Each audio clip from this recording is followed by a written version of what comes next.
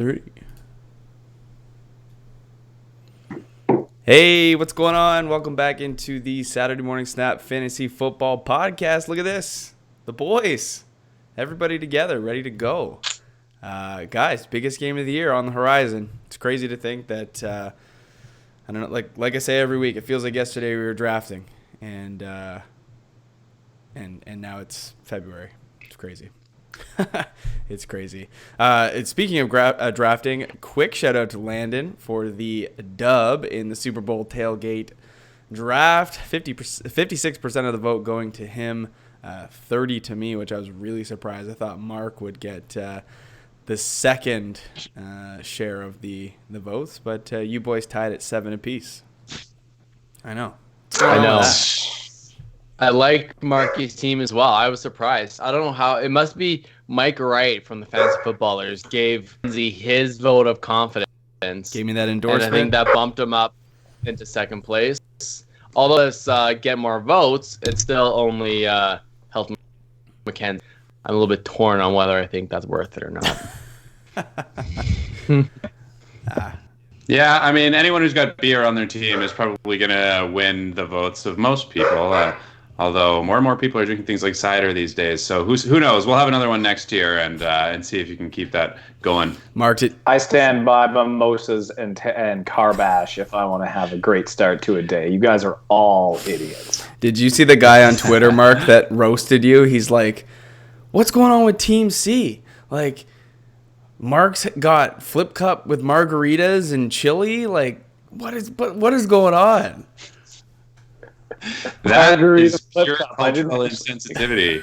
You know, I was going for the south of the border, like the Tex-Mex flair. People out there don't understand. It's probably the guy who's serving up like PB&Js and friggin' water at his. I just see flip cup margaritas. You're blackout in 25 minutes. That's the way I'm seeing that. And that's how Mark likes to party. That is true. Hey. Newsflash, I'm actually doing a dry month. Hey. So all of that talk about margaritas at a Super Bowl party is hearsay. It's just it's hypothetical for me. Amazing. I'm not doing a dry month. I've got a little bit of Bailey's in my coffee already this morning, so I haven't been doing the Bailey's thing lately, but I've been doing the JP's, which is like a carbon copy. So I'm with you.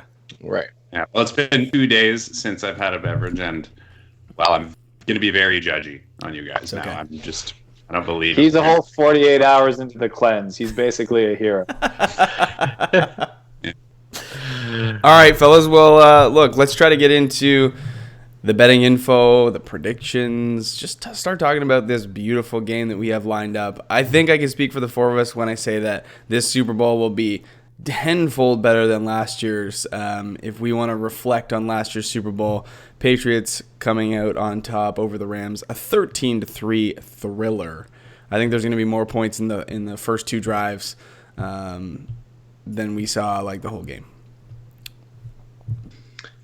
My main Mathematically recollection impossible, of last year's Super Bowl No, it's was, not. Watching it. Well, I guess not more. I remember but, food was the real highlight of the evening. It certainly wasn't the football. I hope that they just like score touchdowns and go for two so they can get to 16 as fast as possible. That's true. You're right. It is mathematically possible. My bad. Easy in the chat here. He's saying spinach dip and mimosas for everybody.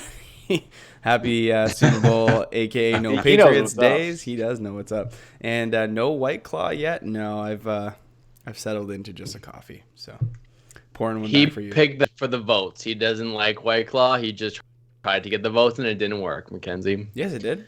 I got 30% of them. It didn't work. If you're not first, you're last. Okay. If you're not first, you're last. So look, let's jump into it real quick without getting into too many statistical numbers. Just give me gut feeling. Like, who do you think is going to walk away with the W in this game? Start with one of you two. Who wants to start with their feeling about the Super Bowl?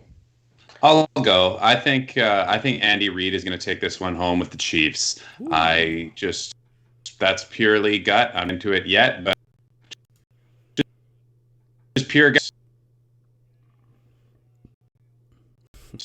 Yeah.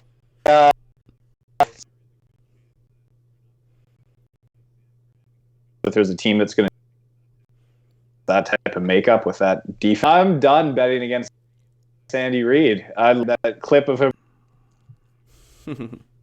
running in after they won into the loss, guy. If you're not a San Fran, 49ers fan, so all Chiefs and Andy Reid to finally win a Super Bowl. So I'm hoping he pulls through. And Mahomes is something special. Go ahead, Lando. One question for the three of you: who's going to win more Super Bowl in their career, Patrick Mahomes or Kyle Shanahan? Shanahan, he's got a longer career. He's got 20 years, where Pat Mahomes might have 10. Do you think still, Scotty, Mark? Do you think who's more Super Bowl rings? Shanahan. You know what? I'm going to also You're gonna style. You can be 1 or 2 bad years injury-wise away from your window all of a sudden really being 5. All right, cool.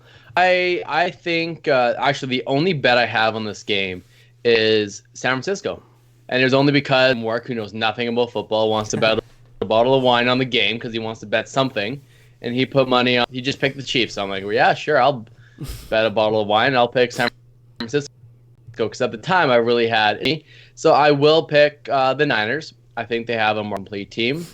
I think Kyle Shanahan's going to. The last time he was in the Super Bowl, they lost a 28-3 So I think he is he's one of the best offensive minds in the league, maybe only second to Andy Reid, if not first. If they need to pass, they will, and they can. And they're a great running team, and that's how we've seen it before. But again, if they get down, they can come back with the explosive Deebo Samuels. Emmanuel Sanders is a very sure-handed guy, and then obviously George Kittle is the difference maker. Mm-hmm. So I'm gonna pick the Niners just from you guys. Mac, if you're Landon's coworker and the Chiefs win, be prepared to get a bottle of Jackson Triggs. Little J-Lore maybe. Yep. No, it's too expensive. I've been back and forth on this game, to be completely honest. Couple friends at work, like, are you gonna cheer for the 49ers just because they beat you? No. I usually like to cheer for the NFC over the AFC. I think this game's gonna be great, but if I have to choose a winner, I think it's gonna be the 49ers as well. I just think that Kyle Shanahan has learned a lot from when he was with the Falcons and they blew that lead. He's been criticized in that game for not being as aggressive, for committing to the run too early. So I think this time you're going to see a little bit different things out of Kyle Shanahan. I think he's going to keep the pedal down. He's going to keep his foot on the gas. And I think just kind of what Landon said, the 49ers are a more complete team on both sides of the ball. And in the end, that will prevail. So that's what I'm going to go with. Cool. It is one of the first Super Bowls in a long time that it's really hard to guess the winner. Yeah, no one really knows what they're doing. No, it's so nice that the Patriots are not playing, which is great for everyone. And I'm just really excited. I hope it's a really good game. The interesting thing when this game opened, it was actually a straight up pick 'em. It was even odds on both sides, and the public has pushed that to a 1.5 point 1.5 point favorite to Kansas City. So I thought it was interesting that this opened at even and not a -1 one side or the other, and so the public really kind of dictated this line. So we'll see. Mac, you want to show the listeners or tell them about the all the bets going in so far, the biggest bets on the Super Bowl so far? Yeah, so biggest bets coming in right now on the Super Bowl out of Vegas. This was as of last night, Friday. So we don't really have anything. There will be a lot more money coming in today and tomorrow on the Super Bowl. But as of right now, there is a one large $1 million bet on the 49ers money line, Second biggest bet is 684,000 on the 49ers +2.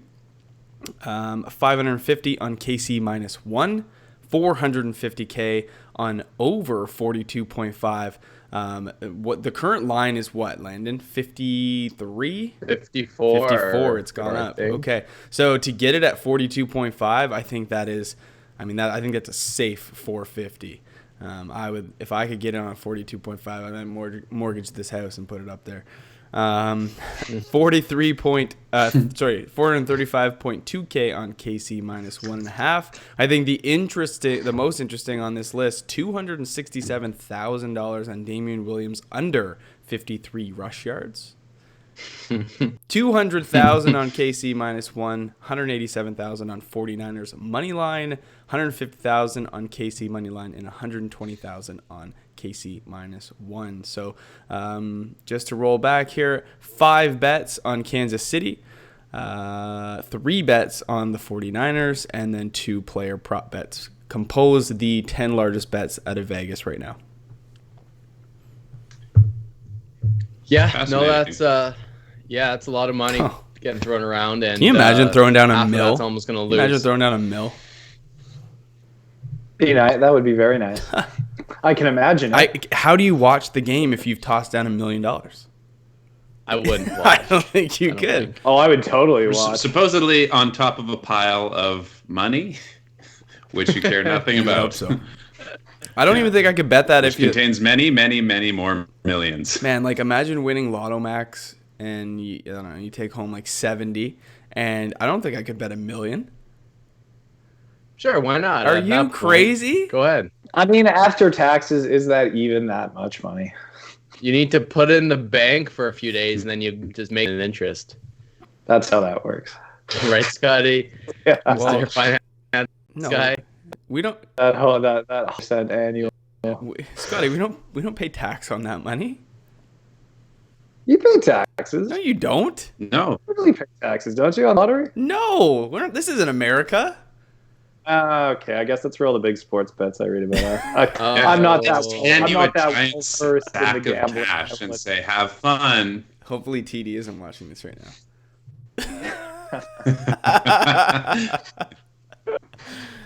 Shalom. Yes, the gambling debts. That's where the big account. Yeah.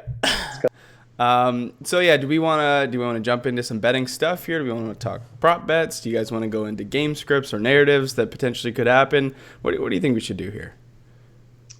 That's a good question.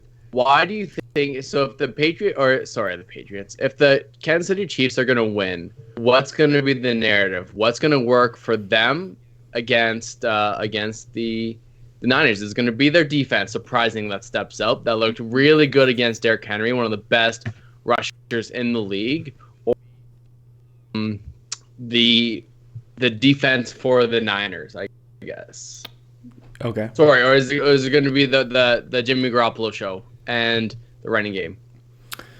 Ooh, that's tough. So if I'm going to pick the 49ers to be the winner in this matchup, I think that they're going to come out and impose their will on the Chiefs on the defensive side of the ball. And so the way that I think this happens is that they continue to do what they do with their defensive line, with that crew of DeForest Buckner and Nick Bosa. I think they're going to be creative. I think Robert Saleh is going to be innovative in the way that he lines them up and attacks Patrick Mahomes. And then on the offensive side of the ball, I think it's just take care of the ball, continue running pre-snap motion, which they do the most of in the league at 70%. I think it's keep the Chiefs on their toes and try to impose a run game. And that's the way that I see this sort of boiling down. I think the way that this kind of flips is if we see the Chiefs do something that they haven't done yet so far in this playoffs, and that's come out with aggression and come out throwing the football. They do a really good job of running out of 11 personnel as well as scoring when they throw more times than they run. And so I think their key here is if they come out with tempo, they play like more of a hurry-up style offense and take the ability of the 49ers to rearrange their linemen play by play, depending on what they see. I think if they take that away, they have a really, really good chance of scoring. But I don't see them doing that because that's not who they are. And I think when you look at this game, the Niners need to do what they need to do because of who they are, as opposed to the Chiefs have to be somebody that they're not in order to beat them. And that's kind of what we saw out of Tennessee. They needed to play non-Tennessee football in order to beat the Chiefs, and they just couldn't do it. So, Scotty, I guess Scotty and Mark both think that the Chiefs are going to win. Now, B, kind of, would you agree with Mackenzie, or what would you think that the Niners need to do to win? I think for the Niners to win, they, as you said, they have to do what other teams have failed to do, and that's basically outsmart Andy Reid. And I will give Landon some credit on this, because when I was riding the Derek will win the year type bet, he did say that whenever Andy Reid has, once you beat Andy Reid once, and then you're asked to beat Andy in the same season, it doesn't happen. Right. And for the first half of that game against the Titans, I thought, oh, look, they might do it. And then you just kind of saw this strategy take over around halfway through the game, and they couldn't match. I think it's going to come down a lot to coaching, and you're going to have to outcoach Andy Reid to win. And now it's down to two coaches, and right now, two great coaches. That's the thing. Two great coaches. And like you said, maybe they can, ground and pound and bring that air attack against Kansas City. But I think the Chiefs are going to come up with some really creative plays. It just seems the Super Bowl is a great, whether it's Nick Foles catching a touchdown or whatnot, the Super Bowl always seems to bring out just the best. And I think Andy Reid has a couple. He's probably had saved his whole career for a Super Bowl, and I'm excited to see what he brings out. But I would agree. I think for San Fran to win, they're just really going to have to shut all those things down, all the creativity. I'm thinking and everything to be stifled. I'm honestly seeing the opposite. I think that we've seen the full bag of tricks from Andy Reid because of the narratives that they've put themselves in. Down 17, down 24. They've had to pull out the big plays. They've had to be able to score quickly. And I think that we've seen everything that Andy Reid, minus a couple plays, has to offer. On the other end, I don't think we've seen that out of Kyle Shanahan. He's basically walked his way through the NFC to get to this final, and he has a bag of tricks just in his back pocket at his disposal anytime that he wants. So I think there's a little bit more of unknown with Kyle Shanahan and the 49ers and what they're able to do offensively, because we haven't had to see it. He hasn't had to use it. Whereas Andy Reid has come back from two large deficits so far in this playoffs, and in my opinion, won't be able to come back from a third if they get there. Are you calling a Jimmy G 70-yard touchdown reception from Debo? Is that what I'm hearing? I'm not saying that. I'm just saying in terms of creativity, the 49ers haven't had to do a lot other than run the ball down people's throats. No, that's true. They've steamrolled everybody. They haven't had to be creative. I'll give you that. They played their game, and really, there's been next to no resistance. Like George Kittle's first target came in the fourth quarter against the Packers. They didn't even need him. Kyle Juszczyk hasn't been used as a gadget player like we've seen throughout the season in this playoff. So like he's a big piece. George Kittle's a big piece.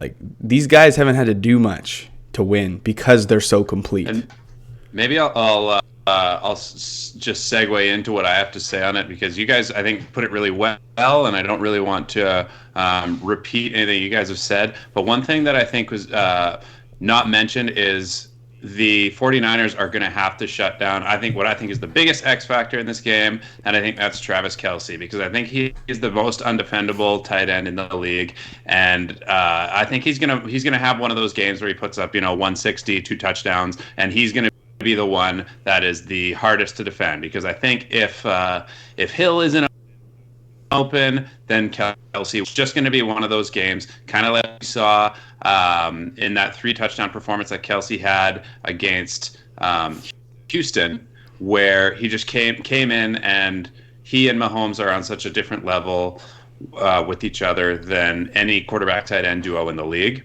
That is going to be the combination to shut down, and I think it's going to be the hardest one to cover for what is even the number one defense. It's a thing of beauty what those two guys have, and I think that's what's going to be, if they can shut down or even keep Kelsey somewhat restricted, then that's going to be what they need to do to win. Right. One of the keys to winning for other opposing teams, I guess number one, the run game, but also playing man coverage against the Chiefs. And I don't, as much as this great season for Richard has been amazing. He's held quarterbacks to a 46.8 passer rating when he's targeted. I just don't know if he can cover Tyreek Hill. Tyreek Hill is one of the most dynamic players in the league.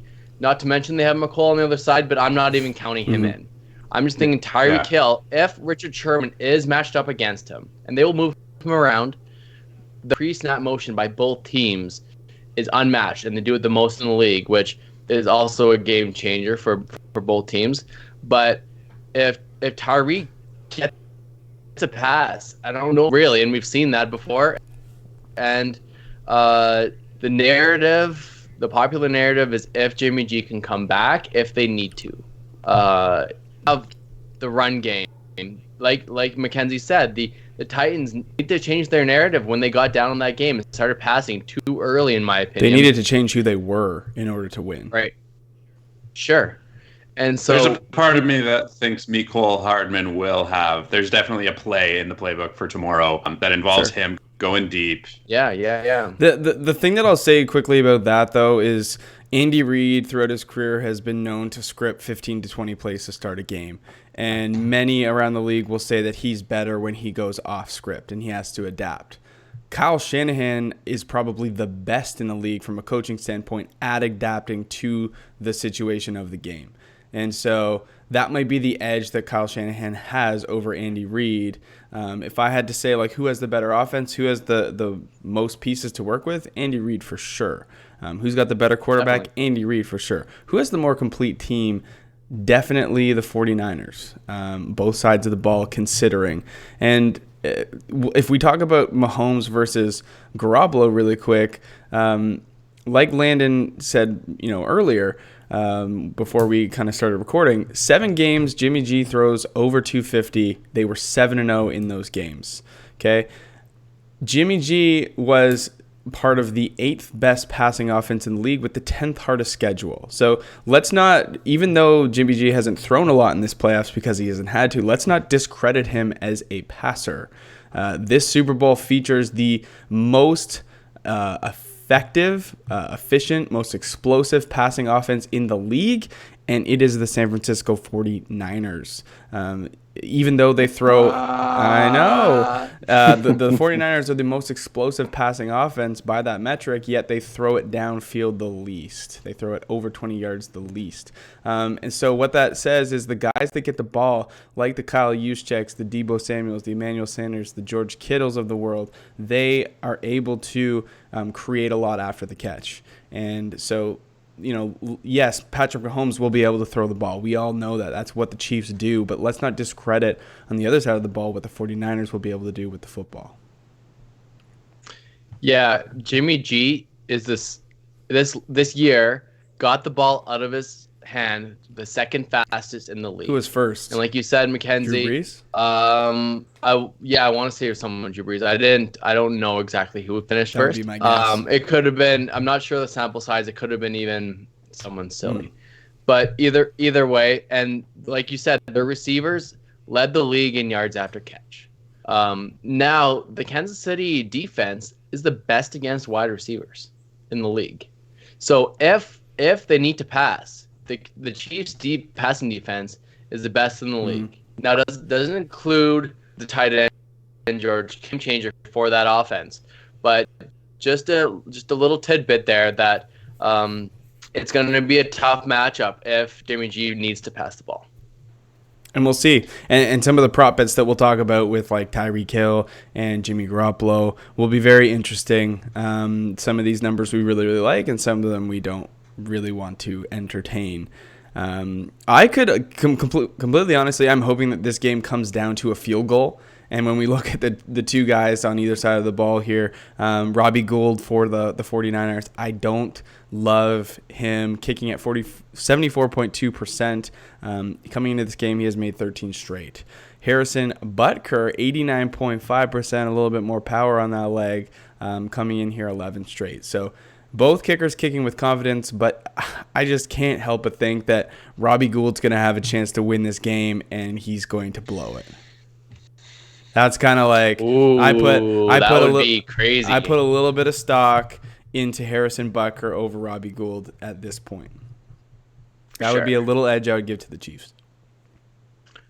Yeah. So do we want to move on from the kickers? Yeah. Do we want to move on from the Super Bowl a little bit for now? And then we can come back and give our MVPs who are do you guys want to talk about some prop bets? I did want to talk about some betting info, yeah. Well, Scott had that little piece about the Bachelor. Did you want to get into that, or? That's I'll save that for my MVP picks, definitely. Gotcha.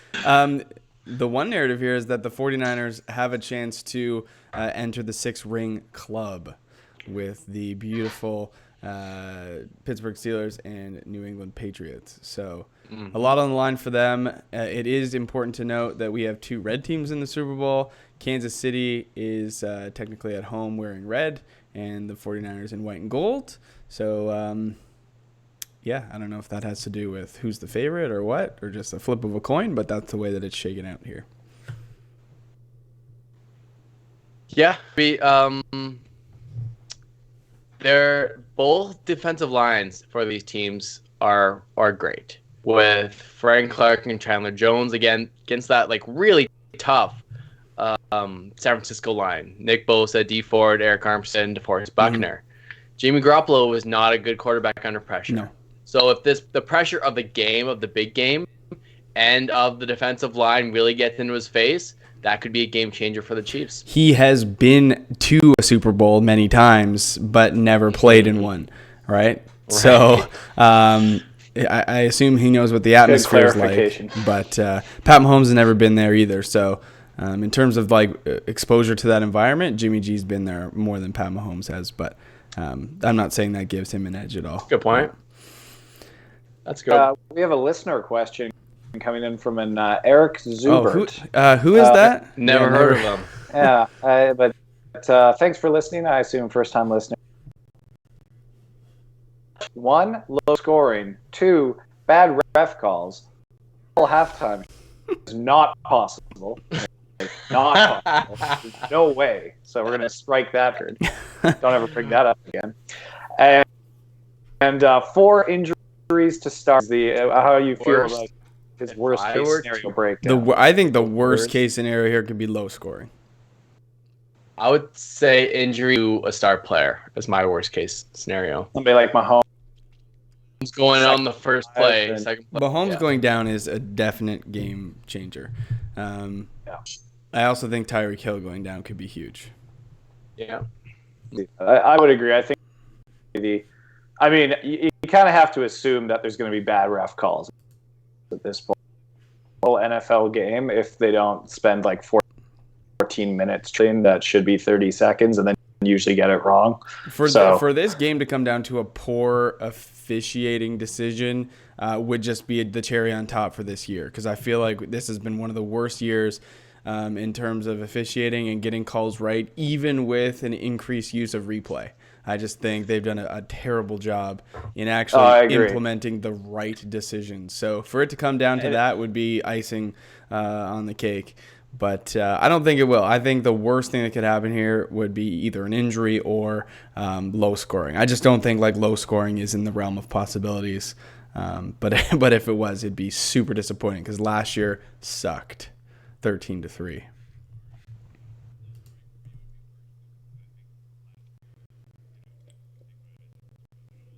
Most scoring for me would be worse, just because I think last year I was, agreed. tempted to take myself off the screen. I don't want to here. I want it to be the opposite. I don't want to miss a second. Full charged energy. Teams not being able to see each other. Like small amount of trap here. Like we talk about and we've seen in every other game. San Francisco's defense is the type of defense that if they really start that Vikings game after halftime, I ate a lot of chicken wings and had a lot of discussions because I just really didn't have the feeling able to score. Yeah. And if the game plan is right, I do feel like there's this trap of how it could happen. That if they act the same way they have against the rest of the actual NFC, it could be a one-sided scoring affair, and it might not be Kansas City. It's crazy. Yeah. So, despite that great defensive line, Kansas City has allowed the third fewest sacks. I mean, that does say, like, Patrick Mahomes is mobile. Mm-hmm.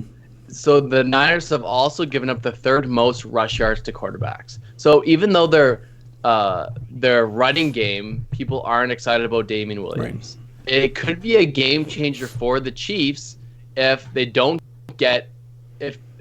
doesn't, if he just scrambles out of the pocket, rushes for 8, 12, 15 yards at a time, and then it's kind of their fast pass rush is just negated by Pat Mahomes. Mm-hmm.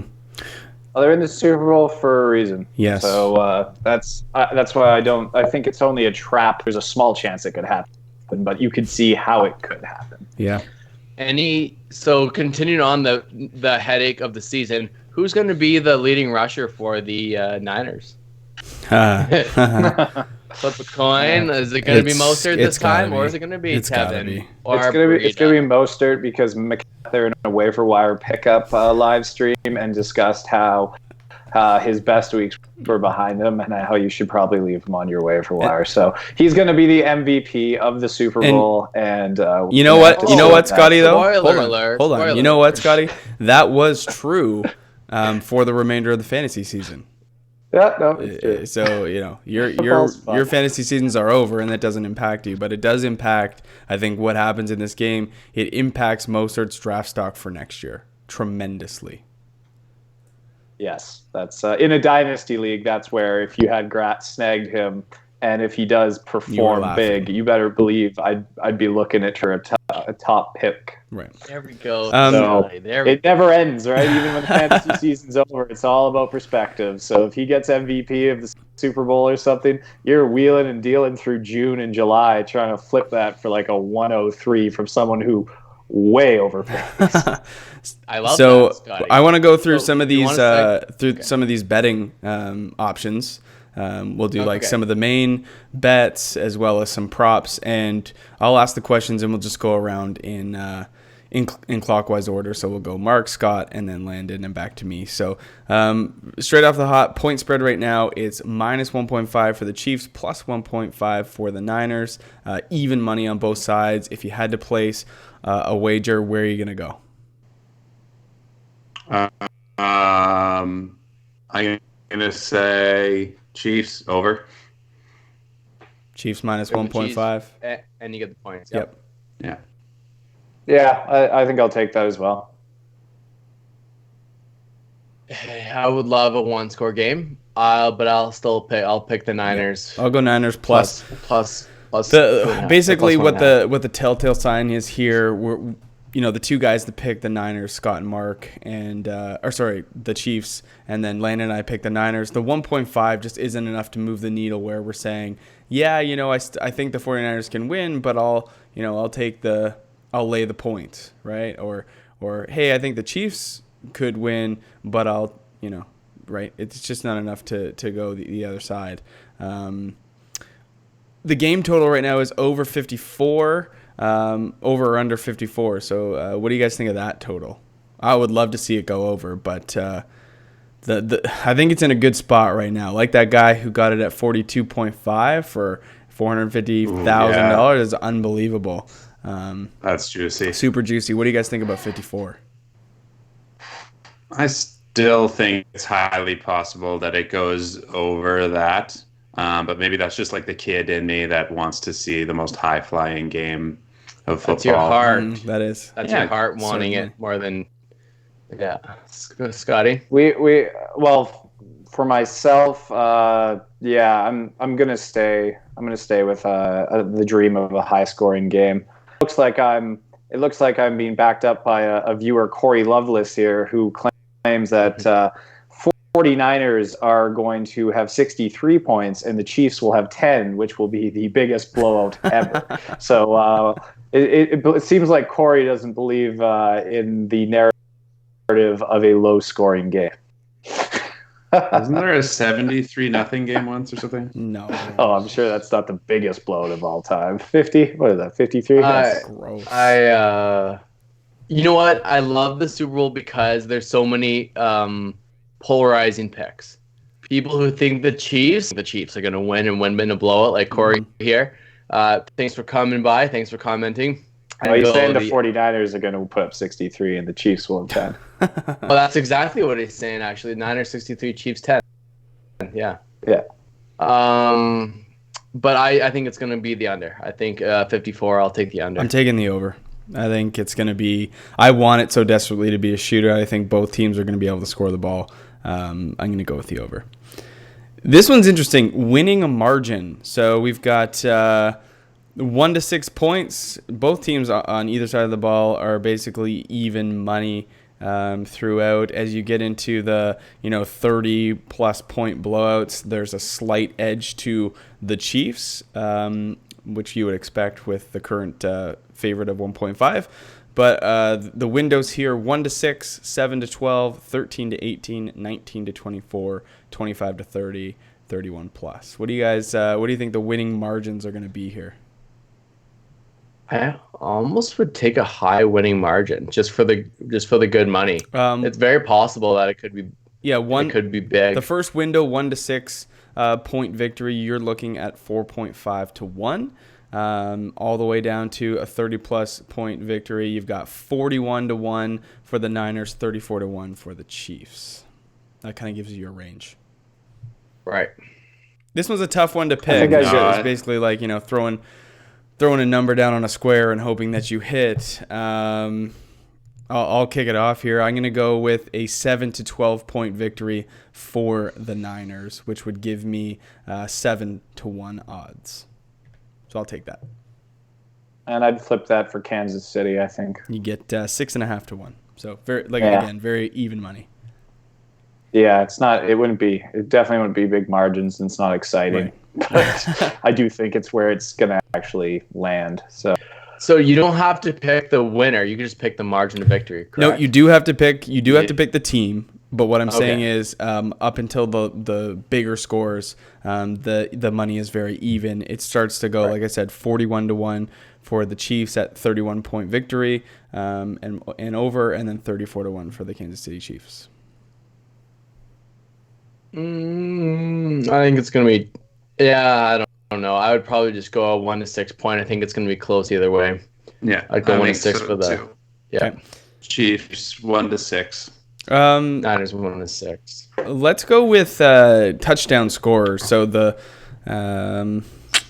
now, do we want to do first? For player prop. Yeah. So if you had to pick on one player in this game to score a touchdown, who would you go with? Leading the top of this category, first touchdown for Damian Williams is 7 to 1. Raheem Mostert 7 to 1, Kelsey 8 to 1, Tyreek Hill 8 to 1, George Kittle 11 to 1, Deebo Samuel 13, Tevin Coleman 13 to 1, Emmanuel Sanders 13 to 1, and then it gets into the the rest. I would go. I would rather pick an anytime score rather than first. I would put money on Travis Kelce. Yep. So Travis Kelce as an anytime score is you're looking at almost even money here, 2 to 1. Right. Yeah, I would do that one. I would do a Raheem Mostert anytime as well. I think that's easy money. I'd grab Raheem Mostert too. Yeah. I would do a Patrick Mahomes rushing touchdown. Oh, So Patrick, Chiefs DST. I'm going to take Chiefs DST for a possibly fumble recovery. One of the two. Ooh. Okay. Lock Ooh, I it in. like it. I like it. I don't even know if I've got that info on the screen. So Pat Mahomes, an anytime touchdown is 5-1. So that's actually pretty good money. I just don't know if he'll be able to rush one in there on the 49ers, who are one of the best in the league in the red zone. Anybody interested in Dante Pettis? No, thank you. Can I go a no touchdown score for 100-1? No touchdown score is 100-1. Yeah. Why don't you ask Mark Poole back in August, and I would put like $1 billion on Dante Pettis. Now, this is one where Landon and I were really licking our chops. Over under Jimmy Garoppolo passing attempts. The line right now is 30.5. With what we've seen so far out of Jimmy Garoppolo and the Niners, it almost feels too easy to take the under here. 1.9-1, so almost even money on the over, and 1.76-1 on the under. I'm very tempted to take the under here. I think only I'd had the under too. I think no 27. matter how the narrative goes, if they fall too far behind, I don't know. I just feel like I see them. I don't know. I just don't know if they're going to try throwing their way back to victory, even though you did point out that they are the best at it. So, but I'd still go under. 27 passing attempts so far this Combined, postseason. like summative total. Yeah. And I'd smash the under. I might even smash the under for 36.5 for Pat Mahomes. I think it's a big play thing. Like he'll get the after catch yards kind of thing for his yak. Right. Yeah. What do you think, Mark? I don't know. I feel like those statistics are a bit deceiving. I feel like it's going to be over 27. Mm-hmm. So it's 30. Sorry, it's 30.5. Is the line? Yeah. One pretty high thing then, I guess, but I still think over. I just think that's the best part of the team, and it's easy to rack up yak against San Francisco. You can't really. I don't know. I think the statistics are going to be in this particular matchup. He's had a way different road leading to this matchup tomorrow, so I still think it's going to be a high volume pass game. Okay. Yeah. One thing I will say is if that's been the average through the playoffs thus far for the Niners, as Mac and we have talked to death, watch them kind of beat down on teams, and it feels like they're giving almost no resistance. So if he is actually that close to the under, to play devil's advocate, they weren't coming almost ever. Like it really, I mean, if you talk about the Vikes game, like they just got up ahead and then they steamrolled. Like it just out the clock from about the start of the third or the midway through the third. So if that's the case, then if there is resistance, which you definitely expect some resistance, there could be a lot more passing. So I will play devil's advocate that way, where they're not that far off, and the average, and it's been a pretty easy path just by the way they've dominated pretty much everybody. If you guys had to pick between the rushing leader on both teams, we're going to assume it's going to be Mostert and Damian Williams. Over under 73.5 for Raheem Mostert, 50.5 for Damian Williams. Even money on both sides. If you had to choose, where are you going? I think over on Damian Williams. 50.5. Yeah. Yeah, you know what? I can see that. That's not a bad take. It's kind of like when I was looking at the best NFL challenge teams. Guys like David Wills, sexy pick. But you look at obviously now, but last week you looked at the teams that had the best overall team rankings, and Williams like 70% of them. So I could see him having a game. He gets two 10-yard runs. He's almost halfway. That's 50 and a half yards is not unfeasible, even against this run defense. Yep. I might take the rushing leader from Mahomes. Oh, Well, there's an interesting bet we'll talk about from Warren Sharp on that one. Mahomes right now is 32.5. So you're going to take over or under that? I would probably take the over. So what Warren's doing, and if you don't know who I'm talking about, Sharp Football Analysis, you can find him on Twitter. One of the best in the business, consults with NFL teams, but really known for his the work he does for gamblers, and as well he consults with NFL teams, like I said. He is looking to take Patrick Mahomes plus 22.5 yards on top of Jimmy Garoppolo's total. So he's betting the difference between the two. Jimmy Garoppolo is 5 yards. That's his rushing over under. So he's thinking it's possible that Garoppolo gets sacked. It has negative rushing yards. Right. And then you get even a lower number on Pat Mahomes. Correct. So instead of betting the over on the 32.5, which he thinks is a really good number, he's taking, if you can get it from whatever sport books or if you have a bookie, the difference between the two quarterbacks. And he says he really likes that one. If I had to choose, I'm going to take the under on Raheem Mostert. I do think Tevin Coleman will be utilized in this game as well as Matt Breida. I think it's going to be a little bit more balanced than what you saw from the Packers-Niners game. That's where I'm going to go. I'm going to throw a couple at you here for receiving. This one will be interesting. So we'll go pick one from the Niners side, one from the Chiefs side. I will give you... I'll give you Niners first. So we've got most notable Deebo Samuel, 55.5 yards. Emmanuel Sanders, 44.5 yards. George Kittle, 73.5. And Kyle Juszczyk, 12.5. That number has gone up, by the way. I'm going to go under on George Kittle. Go... I haven't given you any Chiefs yet. Okay, go ahead. And then the other numbers here, we've got Travis Kelce over under 76.5, Sammy Watkins 49.5, Mecole Hardman 21.5, and where's Tyreek? 75.5 on Tyreek. I might go. I feel like the Hardman 21.5 is just easy money. I mean, that could very easily just be a one and done. Right. But he could get that as off. a rushing. He could get that as a rushing. It depends if it's one of these little passes right here, you know? True. Yeah. I agree. That seems like almost a no, like just to put it on your card and assume you're going to check it off like in the first quarter. Mark, you're the Chiefs. I think so. Chiefs, I think I'm going to go over on Kelce, 76.5. under on Hill, over on Hardman, and the fourth was, what did you say was that Watkins? What did you say, 49 on 49.5 for Watkins, yep. Over. Wow. Okay. I think Sammy will be non-existent in this game.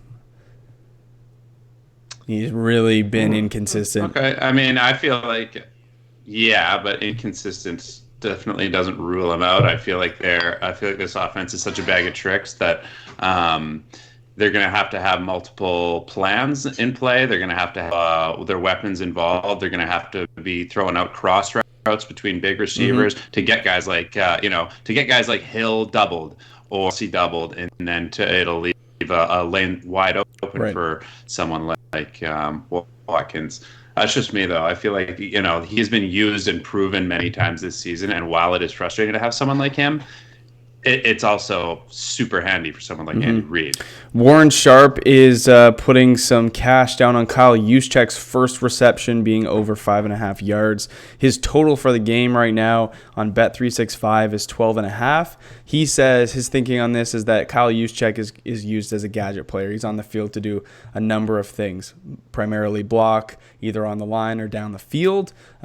But also they're going to use him offensively. And so he thinks that when they do, it's not going to be for like a 3-yard screen pass. It's going to be in a big way for a chunk play. So he's finding that 5.5 total on his first reception, and he is betting that big, which I think is cool. In this game, I'm going to take the Mecole Hardman 21.5. I'm going to take the over. I think He's just too explosive, and Tyreek's going to garner a lot of attention, and I think that he's going to get that in one play, potentially. The other one I really like is Mark with you, 76.5 on Travis Kelce. He'll be used in a big, big way. And then I'm also going to take the Deebo Samuel under at 55.5. Yeah, there's yeah, interesting. I don't mind it. There, I was just trying to look. I was looking at stats last week. There is a DB on Cisco that is highly targeted because he has been playing poor despite their good defense. So I was wondering who that exactly that was and who might be matched up with him. If it maybe Demarcus Robinson potentially or Watkins, that might lead to a sneaky little over. Right. But again, it's hard to say if they're going to play man coverage or they're going to play zone. What they're going to do is still a little bit up in the air. Mm-hmm. So it'll be interesting. It might be like an in-game bet depending on what I see in the first quarter. 100%. Yeah. Do we want to take a quick break here from Super Bowl stuff and talk about maybe some dynasty questions?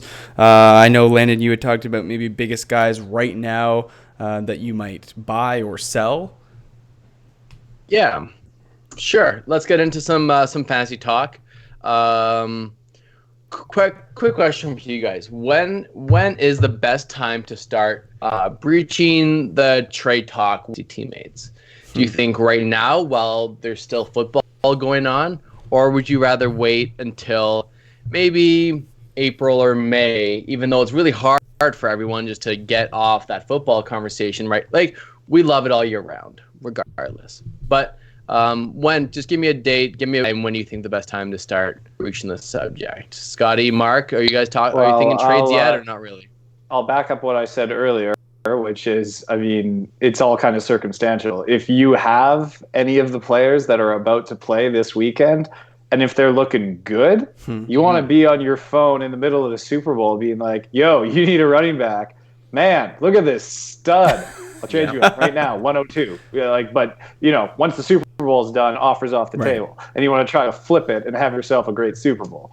If they're not involved, I don't know. I find people aren't as receptive right now. I think a lot of people kind of take a little bit of a hiatus from the fantasy world for a couple of months. But as closer to the NFL draft and people start reading reviews, I'd say about a month before the draft, I think is when people really start deep diving into like analysis about the draft. And that's when they start trying to outsmart people and where their landing spots are. So some people get really hyped and are willing to move real assets for the chance to secure like a 101. I want to be if they love one of the guys who are about to be taken. Right. So I'd say that for me, that's it. But if you have somebody in it this weekend and you're looking to ship them out, sell high, baby. Everybody's drunk and hopped up tomorrow night.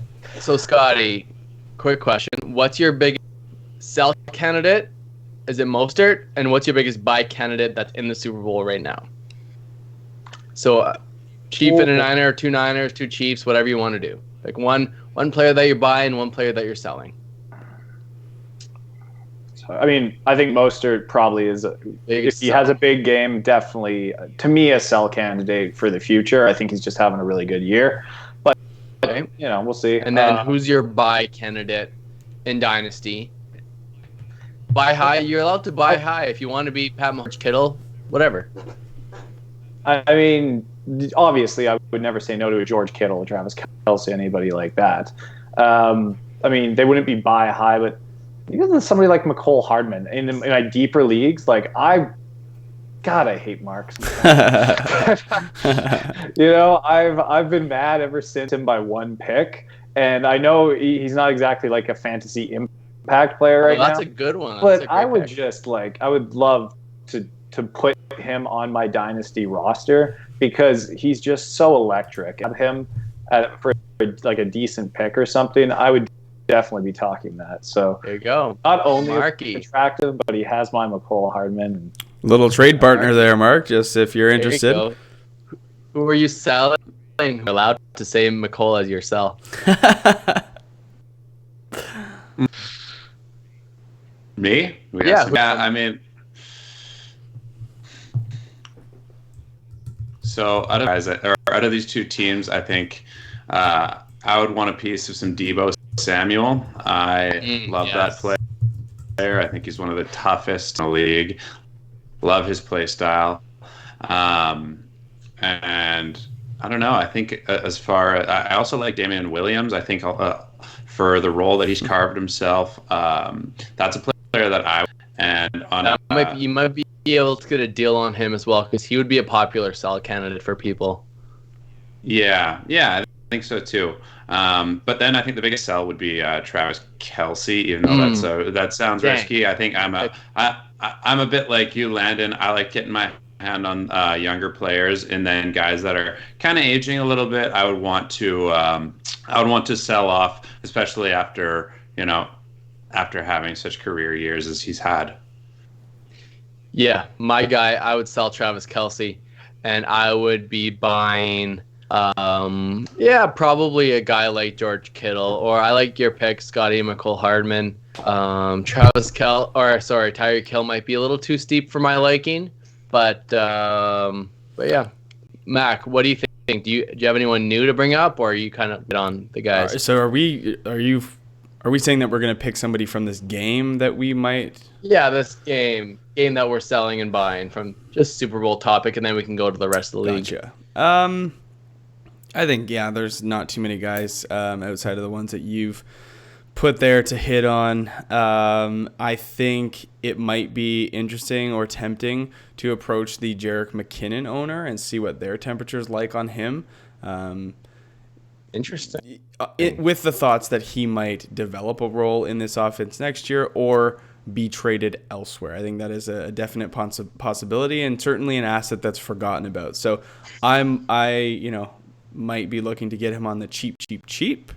Someone that I'd be willing to sell. Obviously, Raheem Mostert is a very, very good candidate for that play. Outside of this game, one guy that I would be looking to sell if I had him would be Darren Waller. Breakout tight end for the Oakland Raiders. I think, yes, he had an unbelievable season, but he's not the youngest tight end in the bunch. I believe he's 27 years of age, and let's face it, he plays for the Oakland Raiders. So I think that you gotta cash in on the value of this season, and you gotta move on at the tight end position. I'd be looking to get like a Noah Fant plus maybe another young wide receiver. I think you could certainly get that for a potentially tight end needy team that's not willing to wait for a guy like Noah Fant. I love that. I'm also going to be starting a subject with people in our Dynasty League to try to offload Darren Waller. In terms of when you can start these trade talks, if you have somebody that's playing in the Super Bowl like a Mostert and you want to try to flip for some value, I totally get it. I find, at least in the league that we play in, there's not too many guys that we can approach year round that will be interested in entertaining trade talks outside of the four of us. So I think you just got to know your league. Really, I think it comes down to around draft time. Our draft for the rookies is May 1st, so that's kind of when I would start stirring stuff up, mid to late April, right before the draft or after the draft, and then heading into July and August. It's tough. This is kind of a dry season, but I know I could approach you guys. So two players that are major top if you're on fantasy Twitter. Joe Mixon, he is a guy that everyone's saying to buy because Joe Burrow's getting a ton of attention. And then DJ Moore had a really hit a breakout season. Yeah. He's the new big ticket. They might get Cam Newton back. That's always a bonus. And in theory, I guess I would say, guys like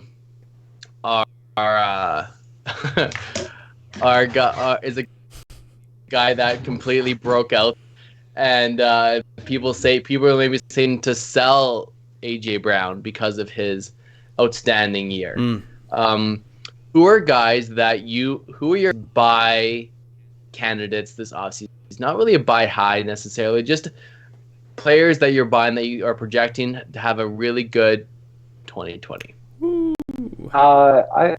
Because there was one thing that I wanted to your guys' interest on, as we did have a little bit of development this week that was not about the Super Bowl. My boy Greg Olsen, mutually decided it was time to end his relationship with the Carolina Panthers. Now, I'm not saying I can't. Okay, good.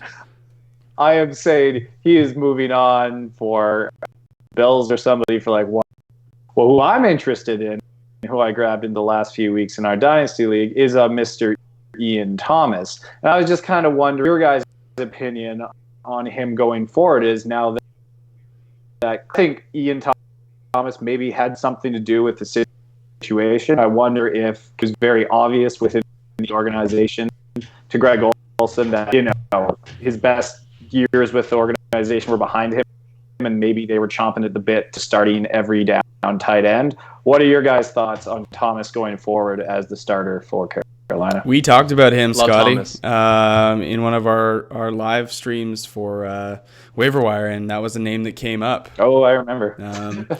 I believe in now that the path's cleared and it's obvious, unless they go out and get some free agent type, I'm not really aware of any massive ones. Like, I think he is now, a cornerstone of this franchise.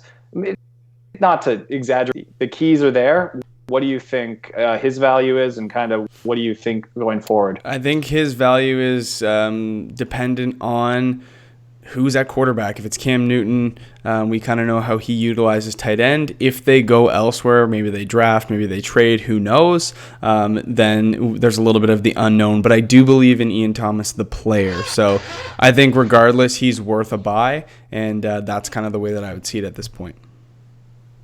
Yeah, and we've seen Carolina with different quarterbacks. Like anybody else in the league, you're only as good as who's checking the ball down to you. But I will always argue that even if they bring in a young quarterback, usually tight ends are a young quarterback's best friend because he lines up closest to them in the passing routes. He's 6'4", 260. He's got like an 84th percentile burst score, huge catch radius. I think he didn't have an early breakout age, but this guy, I really do think he is. They're not going to draft anyone new, and I think he is the guy. And I think that's a great little dynasty stash. There's worse people to learn from than Greg Olsen. The guy's had an amazing career, and in his prime, he was a fantasy dynamo. Yeah, interesting times ahead. No, good. It's a good guy you grabbed off the waiver wire, Scotty. I like Ian Thomas. Yep. Agreed. You want me to go? Yeah. Who are you buying this offseason? Anyone? I just think there's two guys here that I'm not going to have to pay a lot for to get that I am somewhat excited about. You guys, so I got two options that I want to bring to light. I'll let you pick first. Do you want the sexy pick or the unknown sexy pick? Unknown sexy. Robert Tonyan, Green Bay Packers, tight end. You laugh. Wow. You laugh. That is very. You laugh. That is the opposite of tomorrow's Super Bowl halftime show. You laugh. Go ahead and pull him up on playerprofiler.com and take a look at his workout metrics. They are off the charts. They are definitely way more impressive than Mercedes Lewis and Jay Sternberger, who are currently in the Green Bay system, as well as an aging Jimmy Graham. So you can go pick Robert Tonyan up for free. It is literally a dart throw. I understand that, but it is free, and it potentially could be a good stash. The counterpoint to this pick is that Aaron Rodgers has never utilized a tight end. Even when he had Jermichael Finley, who was a dominating force. His best season was 8 touchdowns, 864 yards, which I think for a tight end we would all sign up for, but that's the best in Rodgers' tenure. So Robert Tonyan, big body, 6'5", 236, some of the best 40-yard dash, speed score, burst score of any tight end in the league. So I think from a athletic standpoint, he brings a lot to the table. Whether he's used in the Green Bay offense or not, we don't know. The sexy pick, who I think is forgotten about, Hakeem Butler from the Arizona Cardinals. This guy, let's not forget, coming out of Iowa State, 6'5", absolute monster, was delayed, taken in the, I believe, 4th or 5th round. It was late 4th or early 5th. But if Larry Fitzgerald decides to call it a day, and building off the narrative of Ian Thomas learning under Greg Olson, same thing. Hakeem Butler learning under Larry Fitzgerald fits this system really well. Andy Isabella didn't take the biggest step forward this year, so we could very well see a Christian Kirk, Hakeem Butler, Andy Isabella combo for next season with a young, healthy, talented Kyler Murray. So I think Hakeem Butler is another guy that you could potentially pick up off your waiver wire or get off of somebody for next to nothing. Marky, we're talking dynasty buys right now. Who you think for next year you'd like to buy, whether regardless of how they perform this season, but who are you buying this offseason that you're projecting 2020?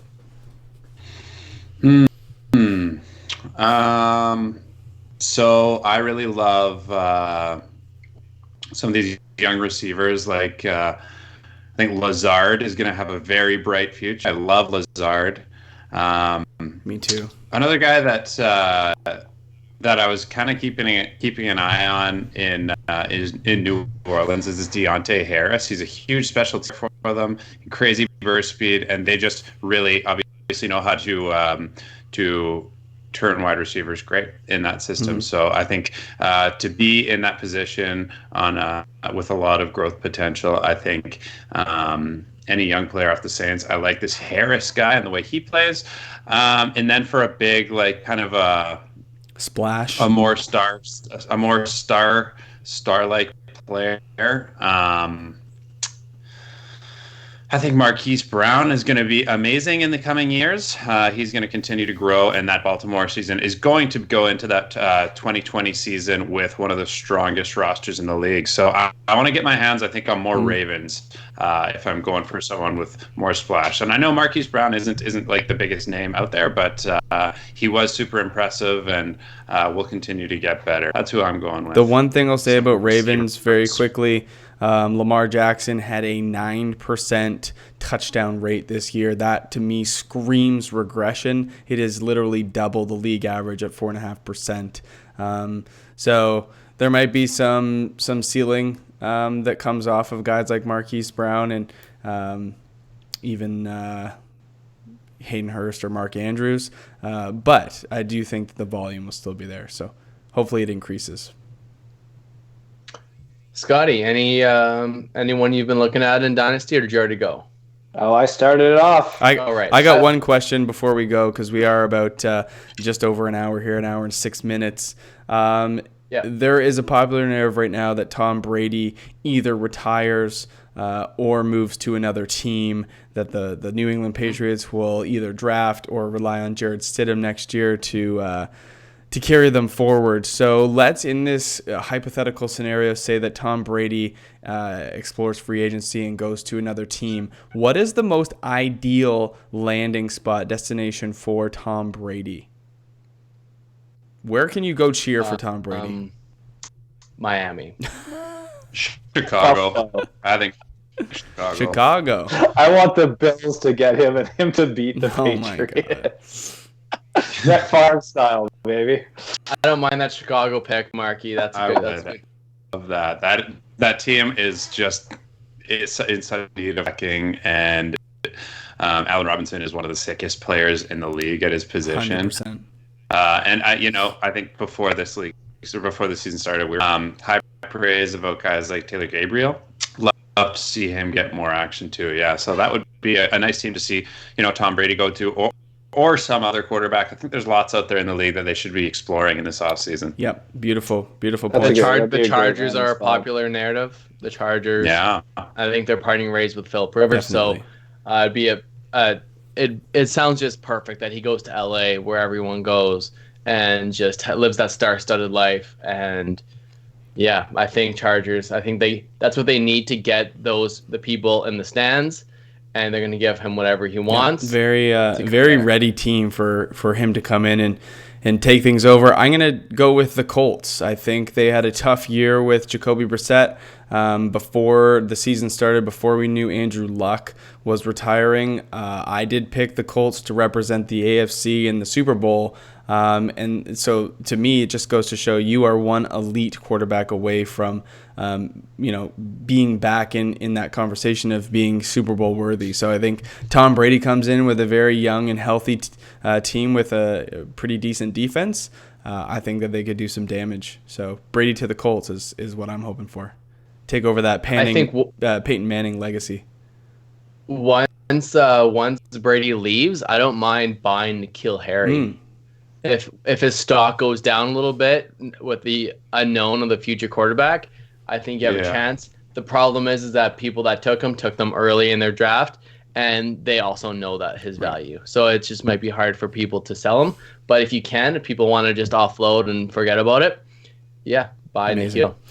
Well, listen, guys, an hour and 10 minutes of your time. It's been a lot of fun. I want to thank everyone that dropped by today, however you were, watching, listening, chilling. Who is the Super Bowl MVP? Oh, yes, we didn't do that. Super Bowl MVP. I'm going to go out on a limb and say it is Nick Bosa.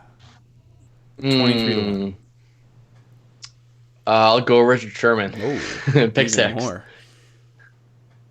I'll break it up, and I'm going to say Patrick Mahomes. Oh, chalk way pick. To be contrarian.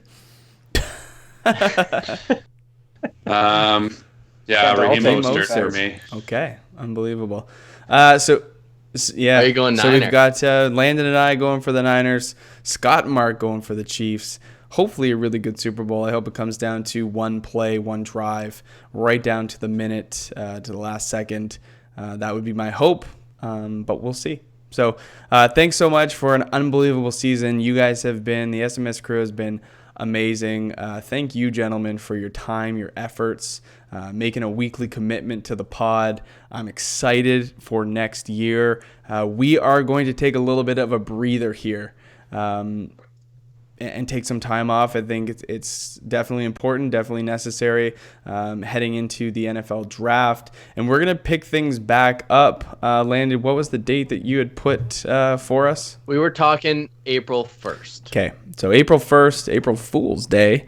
It's not an April Fool's joke or a prank. We will be back come April 1st. We'll be giving you information on the incoming rookies as well as potential landing spots and diving into that info. So we're going to take a little bit of a hiatus. You can still get us on social media at SMS_fantasy. The guys' handles have been up the entire stream. So if you want to get a hold of one of the four of us, you can get us individually with that info. And we're going to take some time to reflect and get things right going into 2020.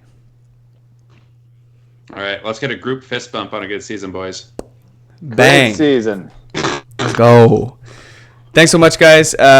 You guys leaving comments, hitting that like button, subscribing to the channel really, really helps us out. You can follow the links in the episode description to get to the podcast as well as our social medias. We appreciate you guys, and we're super excited for a 2020 season.